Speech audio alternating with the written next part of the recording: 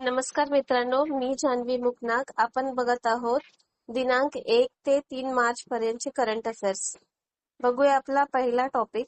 इराणचे सर्वोच्च नेते खामेनेई यांच्या मृत्यूची घटना. अलीकडे अमेरिकन आणि इस्रायल सैन्याच्या संयुक्त हल्ल्यांमध्ये इराणचे सर्वोच्च नेते अयातोल्ला अली खामेनेई यांच्या मृत्यूच्या बातम्या समोर आल्या. या घटनेमुळे पश्चिम आशियातील तणाव मोठ्या प्रमाणात वाढला. इराणमध्ये सर्वोच्च नेता हा देशातील सर्वात शक्तिशाली राजकीय आणि धार्मिक पद असतो. राष्ट्रपतीपेक्षा त्याची सत्ता अधिक असते. ते सैन्य, न्यायव्यवस्था व महत्त्वाच्या राष्ट्रीय धोरणांवर नियंत्रण ठेवतात. या हल्ल्यामुळे इराण आणि पश्चिम देशांमधील संबंध अधिक तणावपूर्ण झाले आहेत. या संघर्षाचा परिणाम जागतिक ऊर्जा बाजारावर आणि तेलाच्या किमतीवरही होऊ शकतो. भारतासारख्या देशांसाठी ही परिस्थिती महत्त्वाची आहे, कारण भारत मोठ्या प्रमाणात तेल आयात करतो. त्यामुळे पश्चिम आशियातील स्थैर्य भारताच्या ऊर्जा सुरक्षेसाठी आवश्यक आहे. बघूया या टॉपिकवरील काही प्रश्न. प्रश्न आहे, इराणचे सर्वोच्च नेते कोणत्या पदावर असतात?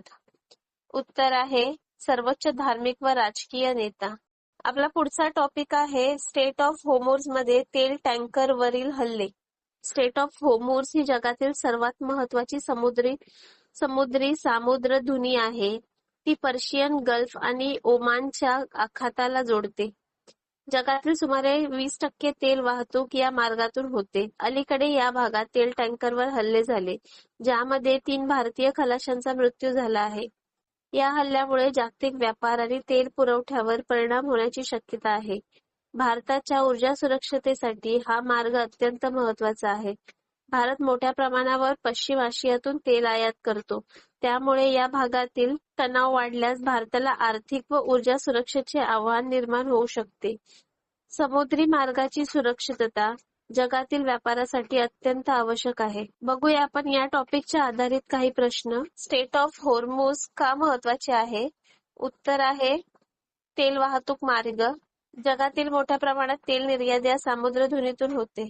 बघूया पुढचा प्रश्न. अलीकडील हल्ल्यांमध्ये किती भारतीय खलाशांचा मृत्यू झाला? उत्तर आहे 3. स्टेट ऑफ होर्मुझ कोणत्या प्रदेशात आहे? उत्तर आहे पश्चिम आशिया. आपला पुढील टॉपिक आहे मध्य पूर्व संघर्षामुळे आंतरराष्ट्रीय उड्डाणे रद्द. मध्य पूर्वेत वाढलेल्या तणावामुळे अनेक देशांनी हवाई क्षेत्र बंद केले.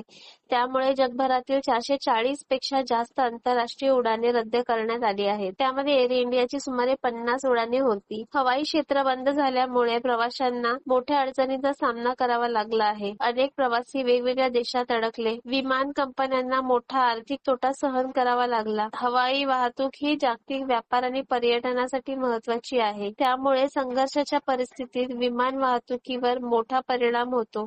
अशा परिस्थितीत विमान कंपन्यांना पर्यायी मार्गाचा वापर करावा लागतो. बघूया आपण या टॉपिकशी रिलेटेड काही प्रश्न. हवाई क्षेत्र बंद झाल्यामुळे किती आंतरराष्ट्रीय उड्डाणे रद्द झाली? उत्तर आहे 440. एअर इंडियाने किती उड्डाणे रद्द केली? उत्तर आहे 50. बघूया आपण आपला पुढचा टॉपिक. भारत कॅनडा युरेनियम पुरवठा करार. भारत आणि कॅनडा यांच्यात $1.9 अब्ज किमतीचा 10 वर्षाचा युरेनियम पुरवठा करार करण्यात आला आहे. हा करार भारताच्या अणुऊर्जा कार्यक्रमासाठी अत्यंत महत्त्वाचा आहे. भारतामध्ये अणुऊर्जा उत्पादन वाढवण्यासाठी युरेनियमची गरज असते. कॅनडा हा जगातील प्रमुख युरेनियम उत्पादक देशांपैकी एक आहे. या करारामुळे भारताच्या ऊर्जा सुरक्षेला बळकटी मिळेल. अणुऊर्जा ही स्वच्छ आणि कमी कार्बन उत्सर्जन करणारी ऊर्जा आहे. त्यामुळे हवामान बदलाच्या समस्येला कमी करण्यासाठीही ती महत्त्वाची आहे. भारताने ऊर्जा स्त्रोतांचे विविधीकरण करण्यासाठी अशा करारांना प्राधान्य दिले आहे. बघूया या रिलेटेड काही प्रश्न. पहिला प्रश्न, भारताने कोणत्या देशासोबत युरेनियम पुरवठा करार केला आहे? उत्तर आहे कॅनडा. बघूया पुढील प्रश्न. भारत कॅनडा युरेनियम कराराची किंमत किती आहे? उत्तर आहे $1.9 बिलियन. बघूया आपला पुढील टॉपिक. नागपूर स्फोटक कारखाना दुर्घटना. महाराष्ट्रातील नागपूर येथे स्फोटक तयार करणाऱ्या कारखान्यात मोठा स्फोट झाला आहे. या दुर्घटनेत 17 लोकांचा मृत्यू झाला आणि अनेक जण जखमी झाले. या दुर्घटनेमुळे औद्योगिक सुरक्षा नियमांवर प्रश्न उपस्थित झाले आहेत. स्फोटक कारखान्यांमध्ये अत्यंत कडक सुरक्षा उपाय आवश्यक असतात. अपघात झाल्यास मोठे नुकसान होऊ शकते. सरकारने या घटनेची चौकशी करण्याचे आदेश दिले आहेत. औद्योगिक सुरक्षा आणि कामगारांचे संरक्षण हे सरकारचे महत्त्वाचे कर्तव्य आहे. अशा घटनांमुळे सुरक्षा व नियमांचे पालन किती महत्त्वाचे आहे हे स्पष्ट होते. बघूया या रिलेटेड काही प्रश्न. पहिला प्रश्न आहे, नागपूरमधील स्फोट कोणत्या कारखान्यात झाला? उत्तर आहे स्फोटके. पुढील प्रश्न आहे, नागपूर दुर्घटनेत किती जणांचा मृत्यू झाला? उत्तर आहे 17.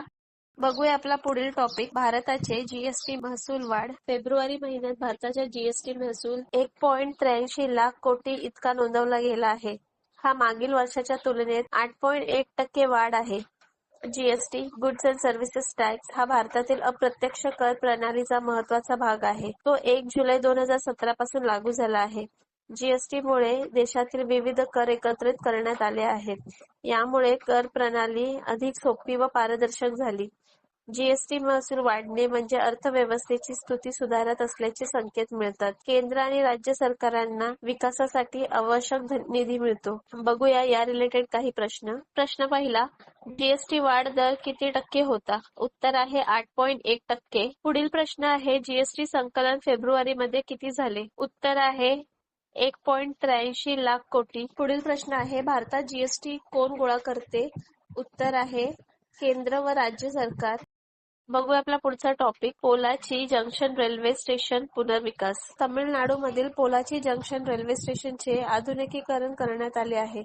पंतप्रधान नरेंद्र मोदी यांनी व्हिडिओ कॉन्फरन्सिंगद्वारे या स्टेशनचे उद्घाटन केले. रेल्वे स्टेशनचे पुनर्विकास प्रकल्प देशातील पायाभूत सुविधांचा विकास करण्यासाठी महत्त्वाचे आहेत. यात आधुनिक सुविधा, स्वच्छता, डिजिटल तिकीट प्रणाली आणि प्रवाशांसाठी उत्तम व्यवस्था करण्यात येते. अशा प्रकल्पांमुळे प्रवाशांना अधिक सोयी मिळतात, तसेच पर्यटन आणि स्थानिक अर्थव्यवस्थेलाही चालना मिळते. बघूया आपण या रिलेटेड काही प्रश्न. पोलाची जंक्शन कोणत्या राज्यात आहे? उत्तर आहे तमिळनाडू. पुढील प्रश्न, पोलाची जंक्शनचे उद्घाटन कोणी केले? उत्तर आहे पंतप्रधान नरेंद्र मोदी. आपला पुढचा टॉपिक आहे, इराण व गल्फमध्ये अडकलेले भारतीय नागरिक. मध्य पूर्वेतील संघर्षामुळे सुमारे 10,000 भारतीय विद्यार्थी आणि खलाशी इराण आणि गल्फ देशांमध्ये अडकले. हवाई मार्ग बंद झाल्यामुळे त्यांना परत येणे कठीण झाले आहे. भारत सरकार अशा परिस्थितीत नागरिकांना सुरक्षित परत आणण्यासाठी विशेष मोहीम राबवते. यापूर्वीही ऑपरेशन गंगा आणि ऑपरेशन कावेरी सारख्या मोहिमा राबवण्यात आल्या आहेत. परदेशात राहणाऱ्या भारतीय नागरिकांची सुरक्षा ही सरकारची महत्त्वाची जबाबदारी आहे. बघूया याच्याशी रिलेटेड काही प्रश्न. या टॉपिकच्या रिलेटेड काही प्रश्न बघूया. मध्य पूर्वेतील संघर्षामुळे इराण व गल्फ देशांमध्ये किती भारतीय नागरिक अडकले असल्याचे अहवालात नमूद आहे? उत्तर आहे 10,000 भारतीय विद्यार्थी. प्रश्न दुसरा, परदेशात अडकलेल्या भारतीय नागरिकांना सुरक्षित परत आणण्यासाठी भारत सरकार कोणत्या प्रकारच्या मोहिमा राबवते? उत्तर आहे ऑपरेशन गंगा व ऑपरेशन कावेरी. आपला पुढचा टॉपिक आहे, यूसीजी इक्विटी रेग्युलेशन्स वर सर्वोच्च न्यायालयाची स्थगिती. सर्वोच्च न्यायालयाने 2026च्या यूजीसी इक्विटी रेग्युलेशन्स वर स्थगिती दिली आहे. न्यायालयाने या नियमांना खूप व्यापक असल्याचे सांगितले. यूजीसी ही भारतातील उच्च शिक्षण नियंत्रित करणारी संस्था आहे. तिचे काम विद्यापीठांचे नियमन करणे आणि शिक्षणाचा दर्जा राखणे आहे. न्यायालयाने नियमांचे पुनरावलोकन करण्याचे निर्देश दिले आहेत. यामुळे शिक्षण व्यवस्थेतील पारदर्शकता आणि न्याय सुनिश्चित होईल. आपण बघूया यावर रिलेटेड काही प्रश्न. यूजीसीचे पूर्ण रूप काय आहे? उत्तर आहे युनिव्हर्सिटी ग्रांट्स कमिशन. सर्वोच्च न्यायालयाने कोणत्या नियमांना स्थगिती दिली? उत्तर आहे यूजीसी इक्विटी रेग्युलेशन्स 2026. आपला पुढील टॉपिक आहे, जम्मू काश्मीरचा पहिला रणजी ट्रॉफी विजय. जम्मू आणि काश्मीर क्रिकेट संघाने इतिहासात पहिल्यांदाच रणजी ट्रॉफी जिंकली. त्यांनी अंतिम सामन्यात कर्नाटक संघाचा पराभव केला. रणजी ट्रॉफी ही भारतातील सर्वात महत्त्वाची प्रथम श्रेणी क्रिकेट स्पर्धा आहे. तिचे नाव महान क्रिकेटपटू कुमार रणजित सिंह जी यांच्या नावावरून ठेवले आहे. जम्मू काश्मीर संघाच्या विजयामुळे त्या प्रदेशातील खेळाडूंना मोठी प्रेरणा मिळाली आहे. क्रीडा क्षेत्रात यश मिळाल्याने राष्ट्रीय एकात्मता आणि युवकांमध्ये उत्साह वाढतो. बघूया या टॉपिकशी रिलेटेड काही प्रश्न. रणजी ट्रॉफीचे नाव कोणावरून ठेवले आहे? उत्तर आहे रणजित सिंहजी. रणजी ट्रॉफी कोणत्या खेळाशी संबंधित आहे? उत्तर आहे क्रिकेट. पुढील प्रश्न, रणजी ट्रॉफी जिंकणारा जम्मू काश्मीर कोणाला हरवून विजेता झाला? उत्तर आहे कर्नाटक. तर मित्रांनो, आपल्या अशाच डेली व्हिडिओची अपडेट बघण्यासाठी आमच्याशी कनेक्टेड राहा. चॅनल नक्की सबस्क्राईब करा. थँक्यू.